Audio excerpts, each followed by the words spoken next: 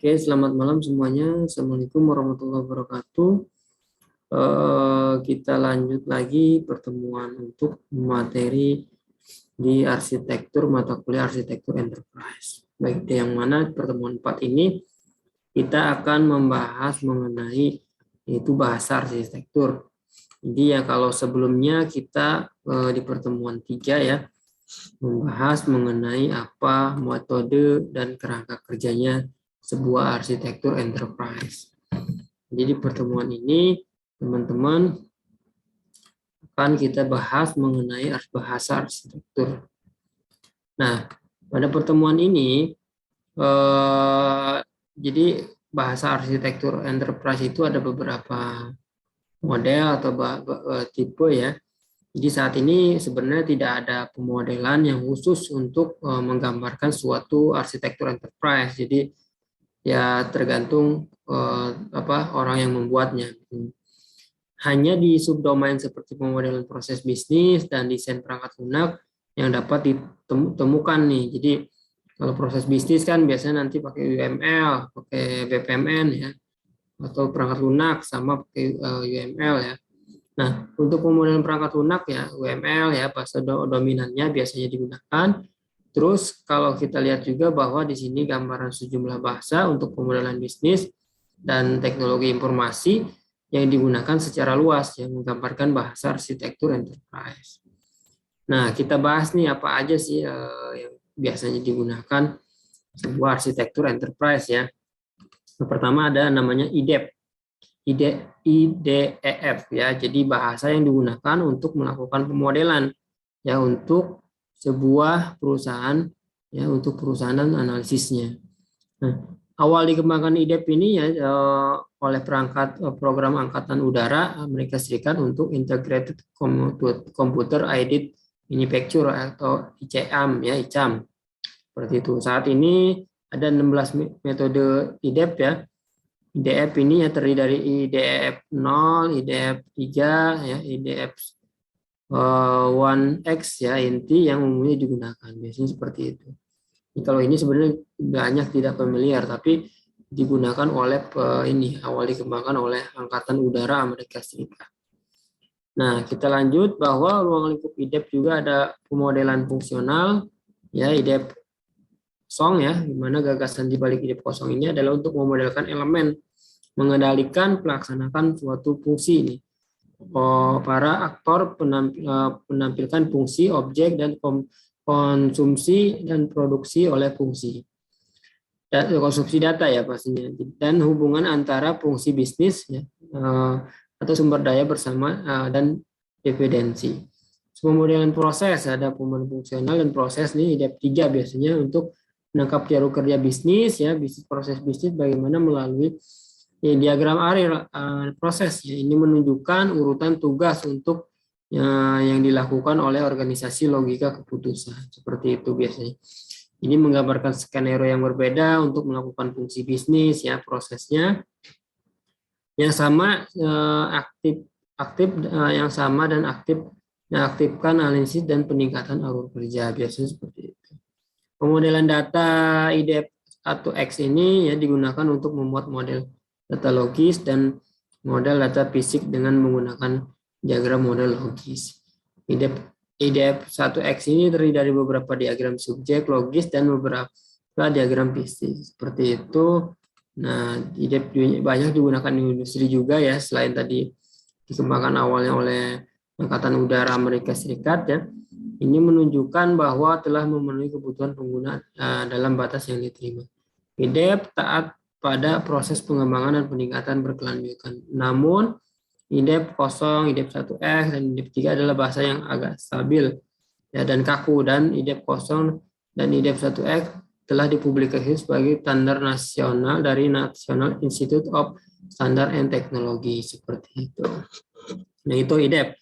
Ada lagi BPMN nih, biasa dilakukan nih kalau teman-teman bisa dengan BPMN lebih bagus juga. Jadi pada saat disebutnya BPMN itu bahwa Business Process Modeling Notation ya. Jadi salah satu standar yang sedang dikembangkan oleh Business Process Management Initiative ya. BPMI biasanya. Jadi BPMI adalah organisasi nirlaba yang mempunyai tujuan spesifikasi standar terbuka untuk desain proses ya, biasanya nanti kita lihat contohnya. Jadi lebih proses itu lebih kelihatan, lebih terlihat apa ya, jadi lebih mudah membacanya daripada teman-teman mungkin pakai dengan apa namanya kalimat gitu ya, kata-kata, paragraf atau tulisan. Ya, kedua, dukungan pemasok dan dukungan teknik alat manajemen proses bisnis. BPMN atau Standar Object Management Group 2011 ya. Spesifikasi bagian notifikasi grafis berfungsi sebagai dasar umum untuk berbagai proses bisnis pemodelan eksekusi bahasa untuk BPMN. Nah, contoh di sini ya, seperti namanya BPMN ya, Business Process Management Business Process Modeling Monetization. Jadi untuk seperti namanya BPMN ini ya, untuk memproses pemodelan aplikasi infrastruktur tidak tercakup oleh bahasa. Nah, tujuan utamanya biasanya untuk memberikan notasi seragam ya, untuk proses pemodelan bisnis ya. Jadi dalam hal ini kegiatan hubungan antara entity biasanya atau user ya. Contoh di sini business notation proses yang ditinjau dalam diagram aktivitas UML ya. UML eDocs, proses bisnis IDEP, EBX XML, BPSS, Activity Decision Flow, ADF, Rosetta.NET ya. Love M, dan event proses. Ya, jadi ada contoh ini, contoh yang dari BPMN ya, client submit claim ya, terus bagaimana nanti diterima oleh apa namanya insurance ya, seperti itu. Apa nih ars insurance di sini ya, mana?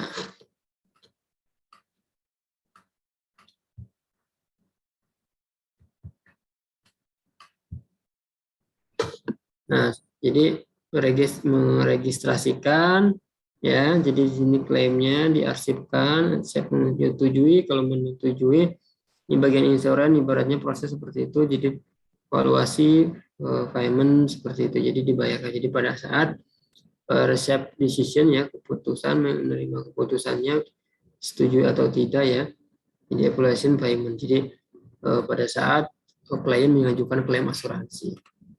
Nah, selain itu ada lagi testbed nih. Testbed adalah bahasa pemodelan bisnis ya. Jadi awalnya dikembangkan oleh Telematika Institute bersama dengan konsorsium perusahaan. Hal ini dimaksudkan untuk proses bisnis dan pemodelan organisasi serta target yang sebagian besar bisnis konsultan. Akibatnya tidak ada memiliki perspektif arsitektur, sistem informasi, dan konsep-konsep yang berkaitan dengan ini. Nah, itu untuk testbed. Nah, testbed mengakui tiga domain aspek ya. Ada domain aktor yang menggambarkan ini apa namanya sumber daya untuk melaksanakan kegiatan mereka. Domain perilaku untuk menggambarkan proses bisnis yang dilakukan sumber daya. Domain item yang menggambarkan objek ya, data ditangani oleh proses bisnis. Tiga domain di testbed juga dapat dilihat sebagai spesifik jenis sudut pandang. Nah, itu ini contohnya testbed nih ya, ada sama tadi sebenarnya dengan contoh BPMN, jadi klaim ini tapi nggak tahu entity-entitinya siapa nih, cuma klaim, menerima klaim ya, proses klaim ya, terus ada lagi nanti putusannya bagaimana, klaimnya diterima atau di reject ya. Nah, kalau submit claim, notifikasi achievement ya, jadi setuju atau tidak, baru dibayarkan atau membayar, terus payment seperti itu. Ini proses testbed seperti itu ya teman-teman. Nah, ada lagi namanya ARIS ya, atau Architecture of Integrated Information System ya, Secure 94. Jadi adalah pendekatan terkenal untuk pemodelan perusahaan. Nah, selain kerangka arsitektur tingkat tinggi, ARIS adalah metode pemodelan bisnis yang didukung perangkat lunak. ARIS maksud untuk melayani berbagai keperluan dokumentasi, ya jenis proses bisnisnya ya, cetak biru yang menganalisis dan merancang proses bisnis, dan didukung desain sistem informasi alat ditunjukkan untuk merancang sistem seperti itu. Nah, kalau ARIS seperti ini sama lumayan. Jadi proses ada apa namanya ARIS ini seperti ini ya gambarannya. Jadi untuk memodelkan proses bisnis dalam perusahaan, ARIS menyediakan bahasa pemodelan yang dikenal dengan Event Driven Process Change atau EPC ya. Sebuah EPC adalah grafik acara dan fungsi yang diurutkan ya. Ini menyediakan berbagai konektor untuk memungkinkan eksekusi proses alternatif paralel. Nah ini jadi ada manufacturing plan ya, manufacturing completed. Jadi kalau udah selesai, nanti prosesnya gimana, supplier, order, material, work schedule, high quality. Ini proses di pabrik biasanya industri. Ini bukti item, nanti ada di sini apa shop floor, terus ada operator, ada workstation, PVC system, ya mesin seperti kontrol CPU. Jadi proses-prosesnya digambarkan dengan ARIS tadi ya. Apa namanya kepanjangannya tadi? ARIS Architecture Integrated Information System seperti itu. Nah, ada lagi yang kita harus tahu juga dalam proses bisnis ya. Proses pemodelan arsitektur enterprise, bahasa arsitektur enterprise, selain tadi ada testbed, ARIS ya. Ada lagi biasanya menggunakan UML ya. UML biasanya umum digunakan untuk melihat proses dari bahasa pemrograman atau proses bisnis ya. Nah, kalau kepanjangan UML ada Unified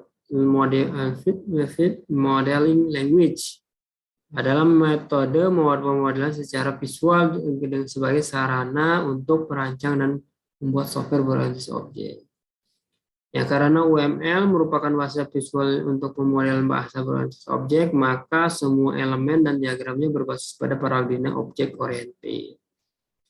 Ya, UML adalah salah satu tool model untuk merancang pengembangan software yang berbasis objek oriented. Biasanya nanti dipelajari juga teman-teman sebelumnya juga belajar harusnya di software engineering atau rekayasa pelanggan lunak.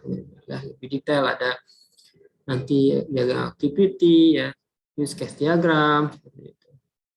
Nah, UML juga memberikan standar penulisan sebuah sistem blueprint yang meliputi bisnis proses, penulisan kelas-kelas ya, dalam bahasa program yang spesifik, skema database ya, biasanya ada juga di apa tuh diagram ini ya, kelas diagram ya.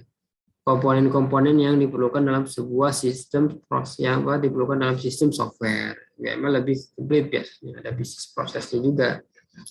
Nah, jadi di sini UML menjadi bahasa standar untuk pengembangan sebuah software yang dapat menyampaikan bagaimana membuat dan membentuk model-model, tetapi tidak menyampaikan apa akan kapan model yang harusnya dibuat, merupakan salah satu proses implementasi pengembangan software. Ini UML tidak hanya merupakan sebuah bahasa pemrograman visual saja, namun juga dapat ya secara langsung dihubungkan berbagai bahasa pemrograman seperti bahasa Java, C++, Visual Basic. Jadi pada saat udah jadi nih biasanya use case-nya atau apa tuh sequence diagramnya langsung di convert ke bahasa Java, bisa seperti itu. Bahkan dihubungkan secara langsung sebuah objek oriented database ya. Jadi begitu juga ya mengenai pendokumentasian dapat dilakukan secara seperti requirement, arsitektur, desain source code, project plan, test, dan prototype. Saya menggunakan UML ya lebih komplit. Yang juga umumnya juga banyak menggunakan UML. Nah itu ya, jadi beberapa yang dapat untuk arsitektur bahasa enterprise arsitektur. Nanti teman-teman juga kedepannya tugasnya membuat sebuah analisis sebuah perusahaan dengan membuatkannya arsitektur enterprise. Bisa menggunakan UML, ADL, ya, ini ada ADL, ada ARIS tadi ya. Nah, jadi ada selanjutnya yaitu ADL, Architecture Description Language. Jadi istilahnya ADL ini ya untuk merujuk pada bahasa menggambarkan arsitektur perangkat lunak dalam hal umum. Berbagai ADL ada dengan beberapa perbedaan konsep nih biasanya yang tepat yang mereka tawarkan beberapa fokus pada aspek struktural, arsitektur lainnya memperhatikan aspek dinamis. Ya, secara umum ya konsep-konsep mereka didefinisikan pada tingkat yang agak umum nih. Meskipun mereka biasanya ditunjukkan untuk pembenaran tingkat aplikasi ya biasanya, tapi bisa digunakan dengan ADL ini untuk yang umum proses bisnis ya. Keuntungannya apa nih? Adalah definisi yang tepat dan penulis bahasa formal bahasa yang memungkinkan mereka cocok sebagai bahasa yang mendasari untuk lebih spesifik. Ya, ada juga pada prinsipnya ya cukup fleksibel untuk membuat model dari beberapa domain. Namun mereka terutama diterapkan dan paling cocok untuk aplikasi domain, yaitu menggambarkan arsitektur perangkat lunak biasanya sebagai eksim di ini diklaim cocok menggambarkan arsitektur umum bahasa interchange. Nah, konsep ADL yaitu komponen, konektor ya, konektor, port, interaksi konektor, rules ya, representasi ini ya digunakan untuk pemodelan hierarki. Map ya, map yang menekankan komponen atau konektor komposit arsitektur internal ya untuk elemen antarmuka eksternal. Biasanya itu beberapa konsep dalam sebuah apa tadi ADL ya, arsitektur description language seperti itu. Jadi itu untuk bahasa untuk arsitektur ADL-nya. Gitu ya. Jadi itu beberapa ini ya bahasa arsitektur untuk arsitektur enterprise. Jadi bahasanya arsitektur enterprise ya ada apa tadi? Ada pertama teman-teman IDF ya harus tahu. Terus ada yang namanya juga BPMN ya Business Process Modeling Institution. Terus testbed ya, terus ARIS ya, nanti coba diimplementasikan di tugasnya seperti itu. Terus UML ya, nanti setelah UTS tugasnya yang kelompok. UML ya, Unified Modeling Language, ADL ya, terus Architecture System Language. Nah itu beberapa arsitektur untuk pemrogram ini ya, BPMN. Arsitektur enterprise. Oke itu teman-teman, jadi malam ini untuk mata kuliah pertemuan 4 saya cukupkan ya, mudah-mudahan bermanfaat. Nanti coba dipelajari atau dibaca lagi slide-nya ya yang telah di-download. Terima kasih, saya ucapkan selamat malam. Assalamualaikum warahmatullahi wabarakatuh.